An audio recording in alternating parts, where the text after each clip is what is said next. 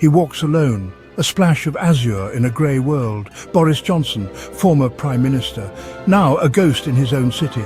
His skin a vibrant, unnatural blue. It screams isolation, a visual representation of his inner turmoil, the loneliness of power lost. The city he once ruled feels alien. The crowds have forgotten him, or perhaps they choose to. His legacy, a whirlwind of chaos and broken promises. Brexit, the pandemic, Partygate. All flash before his eyes in a dizzying montage. He seeks solace in the grand architecture of London, buildings that have stood for centuries, silent witnesses to his rise and fall. But they offer no comfort, only a stark reminder of his fleeting time on the political stage. He is a blue anomaly in a world that has moved on. The Palace of Westminster looms, a Gothic giant casting a long shadow. Johnson pauses, his blue face etched with a grimace. This place, once his battleground, now feels like a mausoleum. The ghosts of his past decisions whisper through the empty corridors.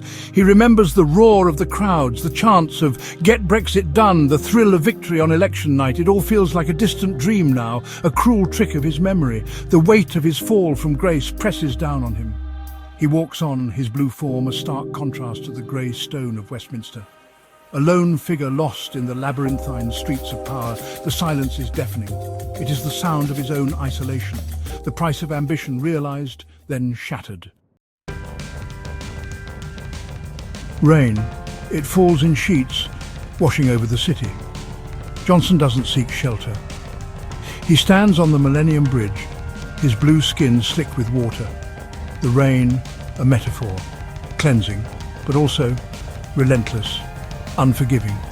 He stares at his reflection in a puddle. The blue is distorted, rippling in the rain, a shattered image of a man who once held the nation's attention. The rain washes away the facade. It reveals the vulnerability beneath, the regret.